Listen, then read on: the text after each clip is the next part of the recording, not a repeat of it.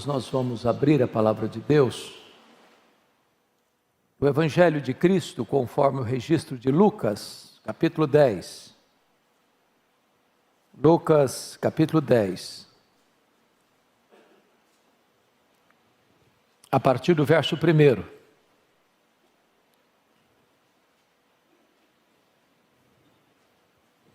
Está escrito: depois disto o Senhor designou outros 70 e os enviou de 2 em 2, para que o precedessem em cada cidade e lugar aonde ele estava para ir.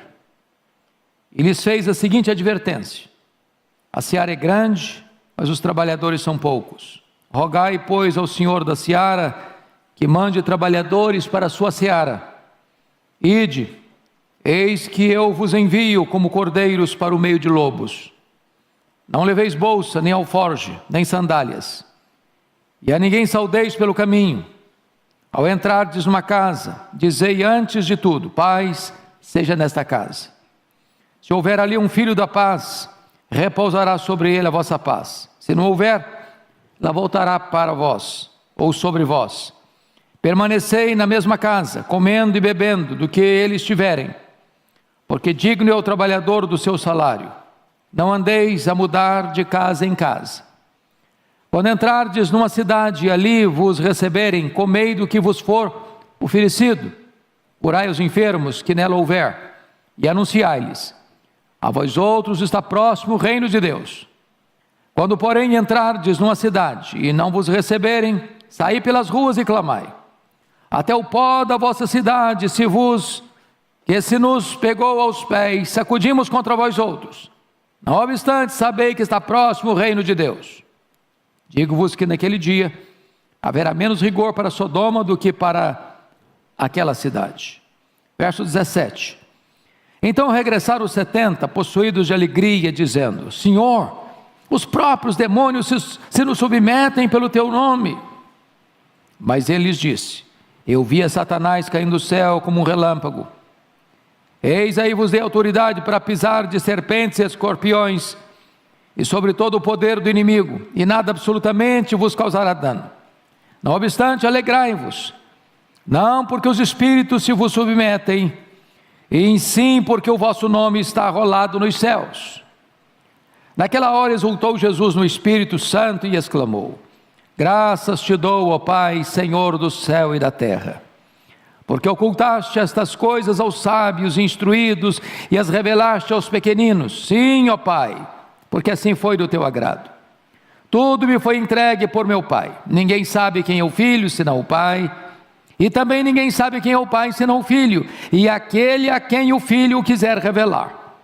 E voltando-se para os seus discípulos, disse-lhes particularmente: bem-aventurados os filhos que veem, ou melhor, bem-aventurados os olhos que veem as coisas que vós vedes. Pois eu vos afirmo que muitos profetas e reis quiseram ver o que vedes e não viram, e ouvir o que ouvis e não o ouviram. Irmãos amados, eu gostaria de pensar com vocês sobre evangelização, uma obra de consequências eternas. O Senhor Jesus Cristo, antes de tratar do texto que lemos, ele pôs à prova aqueles que queriam segui-lo com motivações erradas, conforme vocês podem atestar comigo, no capítulo 9, verso 57, um disse: seguir-te-ei para onde quer que fores.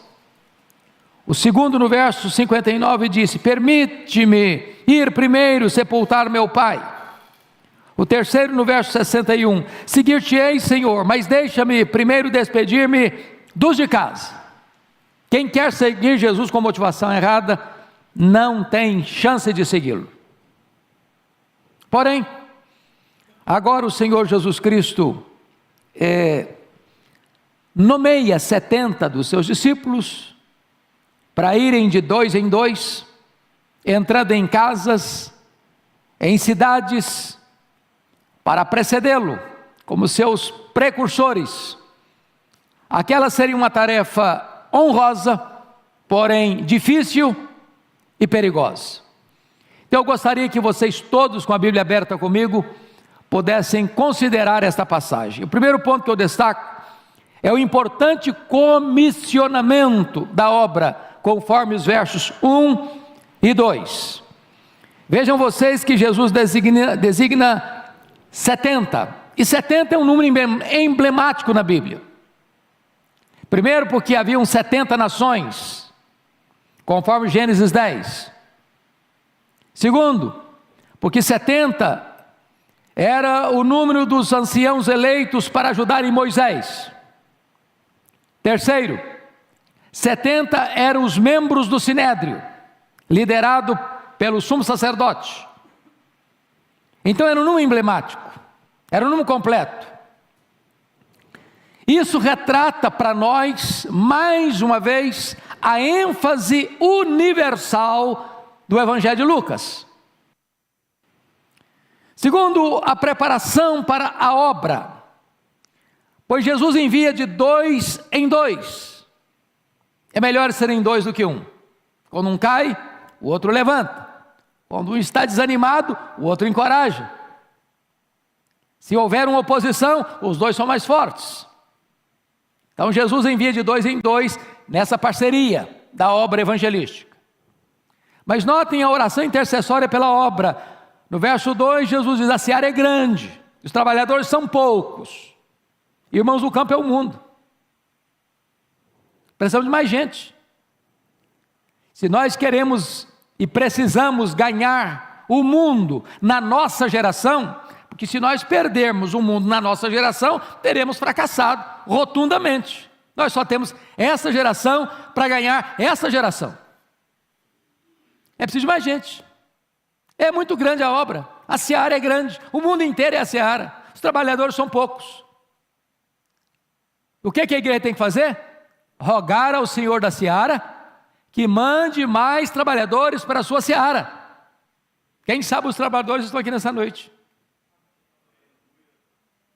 E o Senhor está levantando hoje aqui gente para ceifar, porque a ceifa é urgente, o campo já está maduro e não se pode esperar mais. Mas notem comigo o segundo ponto, que é a perigosa natureza da obra, porque o verso 3 diz assim: ide, eis que eu vos envio como cordeiros para o meio de lobos. Vejam bem que os obreiros são enviados como ovelhas para as cidades, para as casas, mas lá onde eles estarão no meio de lobos. Não é que eles são enviados aos lobos. Ao serem enviados, eles enfrentarão lobos. E lobo é perigoso. E lobo tem garras. E lobo tem dentes afiados. E lobos vêm para matar. Em outras palavras, a obra de Deus é sublime, mas não é fácil. Quem quer conforto e não quer correr risco, por favor, não siga aquele que foi crucificado. Porque seguir aquele que foi crucificado é botar o pé numa estrada arriscada. Todo aquele que quiser viver piedosamente em Cristo vai ser perseguido. Tem luta, tem oposição, tem inimigo, tem a fúria do diabo, tem oposição do mundo, tem o ódio do ímpio. Não tem como fazer essa obra de Deus de forma indolor, sem lutas, sem provas, sem dificuldades. Agora notem vocês a urgência absoluta dessa obra. Versículo 4: não leveis bolsa, nem alforje, nem sandálias, e a ninguém saudeis pelo caminho. Agora, por favor, preste atenção.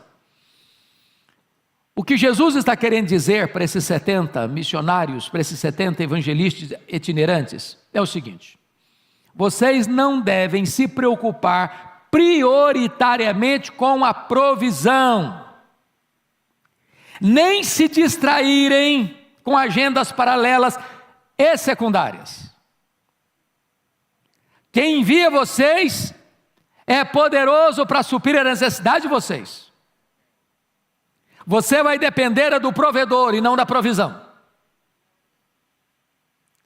Quando o Senhor Jesus está dizendo, você não deve saudar ninguém pelo caminho, Jesus não está ensinando os evangelistas a serem antissociais ou deselegantes. é que as saudações naquela época eram demoradas, tinha todo um protocolo. E a obra era tão urgente que não poderia o evangelista se distrair com qualquer outro trabalho que não recebesse a urgência dessa obra. Então preste bem atenção nisso, querido irmão. Cuidado para você não se distrair com tanta coisa. A obra é urgente, ela não pode esperar. Eu não sei quanto a vocês, mas eu já tive uma das experiências mais difíceis do meu ministério. Um dia, Eduardo, eu estava no gabinete pastoral que você conhece, lá da primeira igreja presbiteriana de Vitória, e eu recebo um telefonema para ir às pressas visitar um homem que estava muito aflito, à beira da morte, e ele queria conversar comigo antes de morrer. Eu peguei o carro e saí, era em Jacaraípe, trânsito meio complicado, uns 15, 20 semáforos, não sei quantos, e quando eu estacionei o carro na frente da casa, a mulher vem desesperada e diz: pastor, o meu marido acabou de morrer e o senhor não chegou. E eu fiquei com um peso na alma, porque aquele homem precisava ouvir. Eu não sei quais eram as angústias da alma dele. E a cada minuto que você e eu atrasamos, pessoas podem morrer desesperadas, sem o conhecimento do Evangelho da graça do Senhor Jesus Cristo. Então nós não podemos nos distrair, essa é a ênfase que o texto está querendo deixar. Mas em quarto lugar, vejam vocês comigo a obra da evangelização nos lares, conforme os versos 5 a 7. Ao entrardes numa casa, dizei antes de tudo: paz seja nesta casa. Seja uma entrada boa. Você não entra condenando: olha, isso aqui é do diabo. Eu passava muito aperto com o irmão querido lá em Bragança, e eu gostava de fazer visita comigo. Mas ele chegava numa casa e via uma imagem e falou: você sabia que isso é do diabo? E aí quase que a gente era escorraçado da casa. Na verdade faltou o quê? Faltou sabedoria. Lembra quando Paulo chegou em Atenas? O espírito dele se revoltou ao ver a idolatria prevalecendo na cidade? Quando passaram a palavra para ele, como é que ele começou a discussão? Olha, esse negócio é do diabo, viu? Não, não foi assim. Ele disse: senhores atenienses, em tudo eu vos vejo acentuadamente religiosos. E passando e observando os objetos do vosso culto, encontrei um altar dedicado ao Deus desconhecido. Pois este Deus que vós adorais sem conhecer, é exatamente o Deus que eu vos anuncio. Começou bem. Estratégia, sabedoria, abordagem certa. Na hora certa, você toca no assunto. Mas começa: paz seja nessa casa. Então, o que é o ponto que é importante destacar aqui? Os obreiros são enviados uma missão de paz, com uma missão de paz, com a mensagem de paz, em nome do príncipe da paz. E entendendo uma coisa, que o lar é o ponto mais estratégico para a igreja ganhar as pessoas para Cristo. Jesus usou esse método, os apóstolos usaram esse método, Paulo pregava de casa em casa. E as igrejas ainda hoje, que mais crescem e saudavelmente crescem, são as igrejas que usam o lar como plataforma evangelística. Há muitas pessoas que, talvez convidadas para vir num templo, elas têm resistência. Mas se você a convidar para ir na sua casa, ou se você for à casa dela, com esta expressão: paz seja nesta casa, talvez você tenha acesso, talvez você tenha entrada, e ali chega o Evangelho. Então nós não podemos desprezar essa estratégia do Senhor Jesus Cristo para alcançar as pessoas. Agora vejam bem comigo no verso 7, uma coisa importante: permanecei na mesma casa, comendo e bebendo do que eles tiverem, porque digno é o trabalhador do seu salário, não andeis a mudar de casa em casa. Então, os obreiros nessa missão de paz não devem buscar conforto, nem demonstrar qualquer ostentação. Preste atenção. Ele chega numa casinha lá, bem simplesinha, não tem ar-condicionado, nem ventilador, o mosquiteiro não funciona. E aí, Você ficou naquela casa, mas tem uma casa maior, com ar-condicionado, cama boa, lençol de fio egípcio, travesseiro de pena de ganso. Vou ficar aqui nada, porque você está doido. Para cá. O que Jesus está querendo ensinar com isso? Cuidado para você não ser uma pessoa que ostente, cuidado para você não ser elitista. Cuidado para você não fazer 10 visitas num ano para uma família e nenhuma para outra família. Quando Jesus diz, comer de tudo que pôr na mesa, Ele está dizendo que você tem uma mensagem do Evangelho, mas para levar a mensagem do Evangelho você tem que ter sensibilidade cultural. Cultural. Sabe por que Paulo proibiu Tito de ser circuncidado? E Paulo manda circuncidar Timóteo? Sensibilidade cultural. Quando queriam circuncidar Tito, era por uma razão teológica. De jeito nenhum. Se você circuncidar alguém por razão teológica, você está negando a fé, você está negando a graça. Não é possível acrescentar mais nada à obra de Cristo. Então não pode. Agora, se não é teológico, é apenas para abrir caminho para a pregação do Evangelho, posso circuncidar. Timóteo, circuncida meu filho. Eu estava pregando num país africano há pouco tempo, e eu achei muito curioso o que um dos pastores me disse. Os nossos missionários vêm para cá, mas eles não vestem a nossa roupa, eles não comem a nossa comida, eles não se envolvem com a nossa cultura e querem nos alcançar. Preste atenção nisso. Jesus está nos ensinando aqui sensibilidade cultural. O que for pôr na mesa, coma.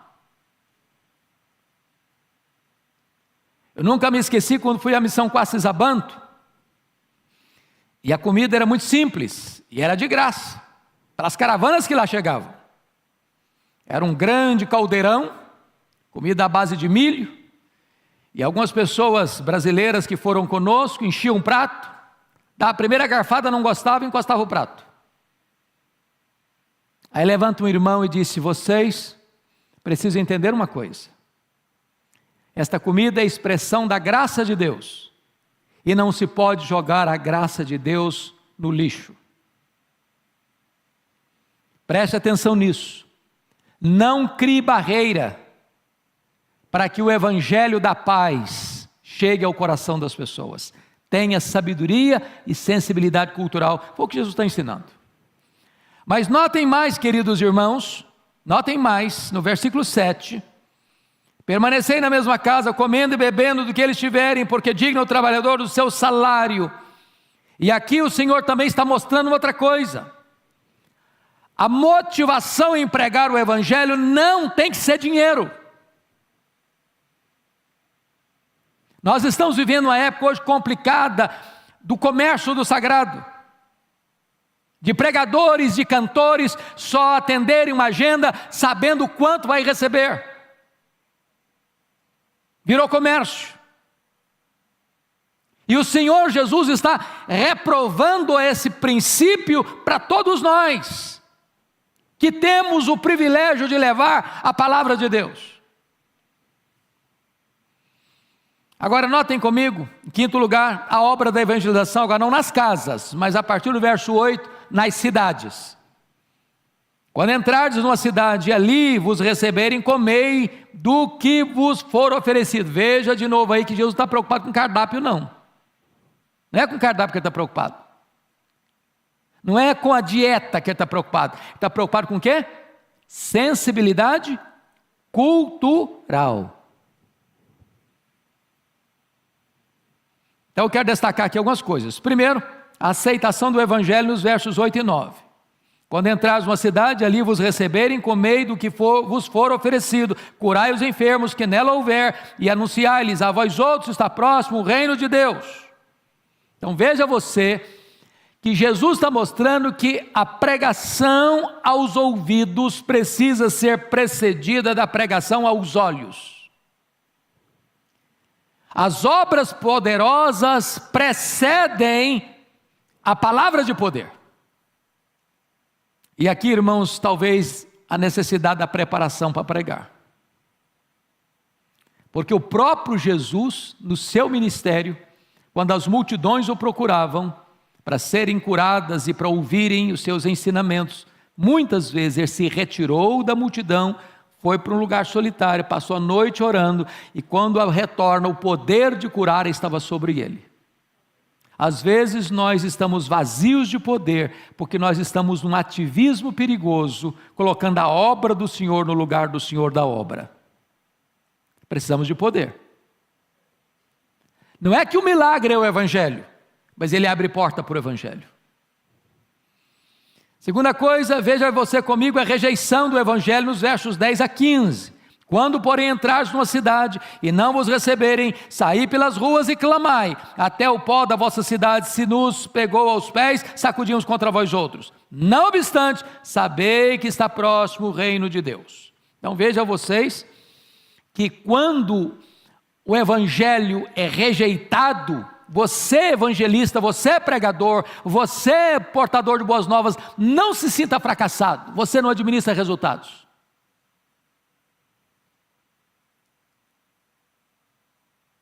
Agora, o fato das pessoas rejeitarem, elas estão acumulando juízo sobre a cabeça delas. É nessa conjuntura que haverá mais rigor para essa cidade que rejeitou os mensageiros e rejeitou o Evangelho, que para Sodoma e Gomorra. Mas os evangelistas que estão sendo rejeitados, e o Evangelho pregado está sendo rejeitado, tem que ser pregado com clareza. Não obstante, apesar de vocês rejeitarem, entenda isso, está próximo o reino de Deus. Vocês não querem escutar, mas tem que escutar. O reino de Deus está chegando. Está chegando. Não são vocês que rejeitam, que vão validar ou invalidar a mensagem que nós pregamos. Ela é verdadeira, ela vai acontecer, ela é real. O que Deus falou vai acontecer, quer recebendo vocês ou não. O reino de Deus está próximo. Agora vejam vocês, em terceiro lugar, a autoridade dos obreiros, versículo 16. Olha comigo. Quem vos der ouvidos, ouve-me a mim. E quem vos rejeitar, a mim me rejeita. Quem, porém, me rejeitar, rejeita aquele que me enviou. Irmãos, olha que coisa impressionante isso aqui. Você é um embaixador. Um embaixador é alguém, por exemplo, o embaixador do Brasil. Ele está no Canadá, na França, na Alemanha. Ele é um brasileiro. Ele está lá no outro país. Ele não pode se naturalizar lá. Ele é daqui. Ele é cidadão daqui. Ele representa o seu país. Ele fala em nome do seu país. Ele não fala de moto próprio. Ele não representa a si mesmo. Ele representa o seu governante. Ele representa a sua nação. Então o que o texto está dizendo é que quando alguém rejeita o evangelista, ele está rejeitando em última instância quem comissionou o evangelista. E quem rejeita Jesus está rejeitando o próprio Deus Pai. Não é uma questão pessoal. Quem está mandando você, comissionando você, é aquele que tem todo o poder e tem toda a autoridade nos céus e na terra. Você está representando o Rei dos Reis, o Senhor dos Senhores. Você é embaixador dos céus, você é embaixador de Deus, você é embaixador de Cristo. Nunca se sinta pequeno, nunca se sinta miúdo, nunca se sinta achatado, nunca se sinta diminuído. Se alguém, ao ouvir a sua mensagem, a mensagem do Evangelho, rejeitar este Evangelho, virar as costas para você, entenda isso, ele não está rejeitando você, ele está rejeitando aquele que enviou você. Bom, deixa eu sintetizar até aqui em 5 pontos. Primeiro, o pregador não deve estar sobrecarregado com preocupações financeiras. Digno é o trabalhador do seu salário. Segundo, o pregador deve concentrar-se na sua tarefa. Não fica distraído não. Soldado não pode ficar cuidando de muita coisa, ele tem que focar no que está fazendo. Terceiro, o pregador não deve trabalhar por ganância. Você não está mercadejando a palavra. Quarto, escutar a palavra de Deus é uma grande responsabilidade. Porque acolher a mensagem da paz é receber o príncipe da paz. Mas rejeitar a palavra de Deus é terrível. É terrível. Porque quanto mais privilégios alguém tem, mais juízo virá sobre ele se ele rejeitar esse privilégio. É por isso que Jesus Cristo diz que vai haver um rigor muito maior para Cafarnaum do que para Sodoma e Gomorra, porque ele morou em Cafarnaum, porque ele fez milagres em Cafarnaum, porque ele ensinou em Cafarnaum, porque Cafarnaum viu as obras portentosas de Deus e apesar disso rejeitou o Messias e rejeitou o Evangelho. Sexto lugar, vamos ver a alegria dos obreiros enviados, versos 17 a 20. Eu destaco 3 pontos aqui. Primeiramente, uma experiência vitoriosa, versículo 17. Olha aí comigo. Então regressaram os 70, possuídos de alegria, dizendo: Senhor, os próprios demônios se nos submetem pelo teu poder. Eles estão tão fascinados pelo poder do Evangelho, deste poder da luz, que vai desbancando as trevas, que vai reprovando as trevas, que vai libertando os cativos, os endemoniados ficam libertos, os demônios têm que bater em retirada, e eles estão extasiados com este fenômeno. Até os demônios se nos submetem pelo teu nome. Irmãos, ninguém enfrenta endemoniado de cara limpa, não. Enfrenta não. Sou teólogo, fiz doutorado. Demônio ri da sua cara. Eu estudei no seminário, tá? E daí? Eu expulso em nome do Deus que Paulo pregou. Eu conheço Paulo e sei quem são vocês. Está furado.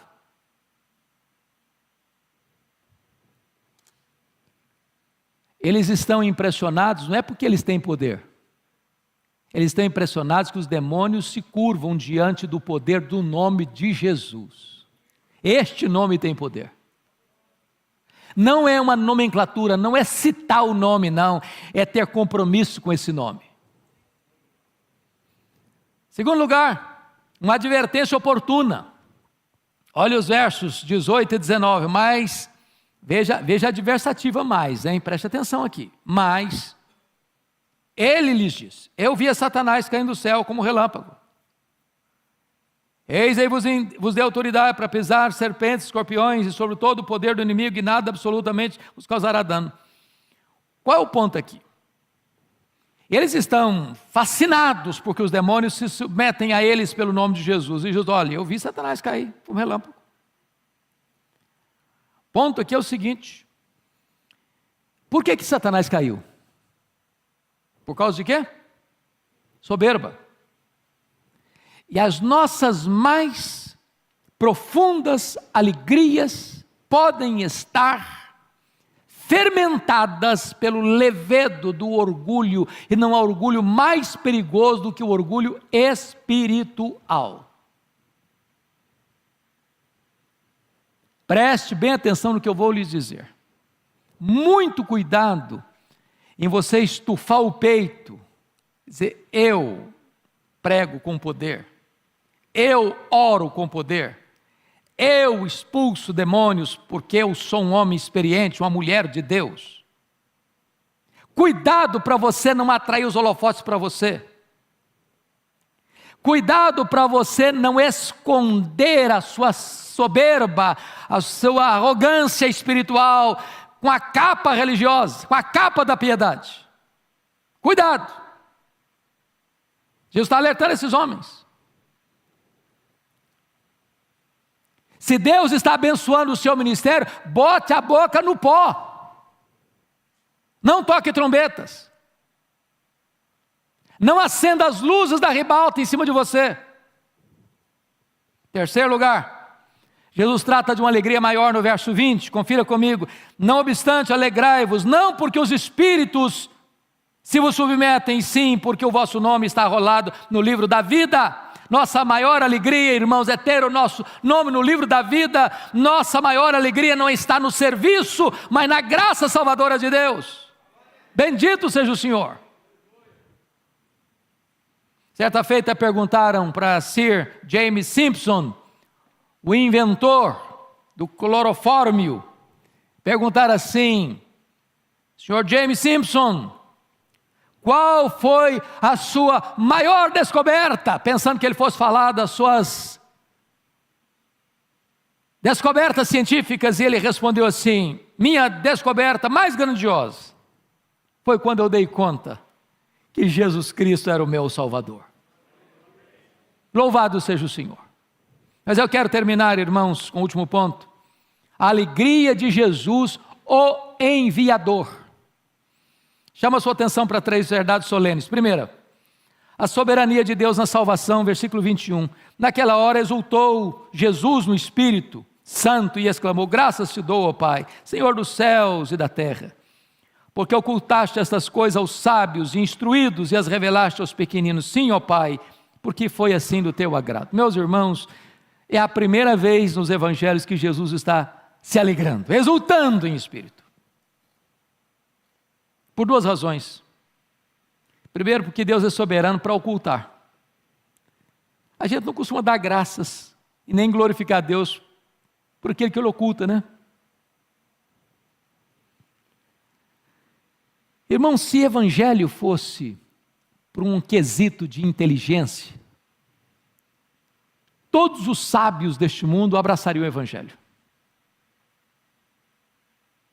Se o evangelho fosse por uma questão de status, os ricos, os poderosos abraçariam o evangelho.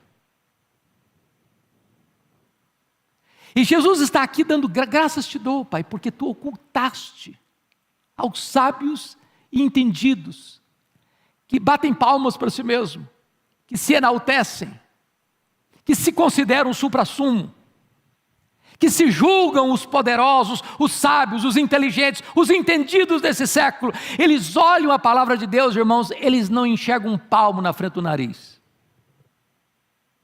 A Bíblia é esse livro fantástico, que o PhD, um pós-doutorado, pega, olha e não entende nada.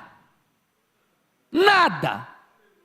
E um camarada analfabeto, que só letra com dificuldade, ele olha e Deus tira as vendas dos olhos, ele entende o amor de Deus e a graça de Cristo. Sabe por quê? É porque Deus revela, é que Deus tira a venda, é que Deus tira o tampão, é que Deus ilumina o coração, é que Deus faz a obra. Deus é soberano, meus amados irmãos, na salvação. Louvado seja Deus. Louvado seja Deus. E o enviador, o comissionador, está dando graças, está se alegrando na soberania de Deus na salvação. Segundo lugar, a dignidade de Jesus, o revelador do Pai. Verso 22, olha que coisa impressionante está escrita aí. Verso 22. Tudo me foi entregue por meu Pai. Ninguém sabe quem é o Filho senão o Pai. Ninguém sabe quem é o Pai senão o Filho. E aquele a quem o Filho o quiser revelar.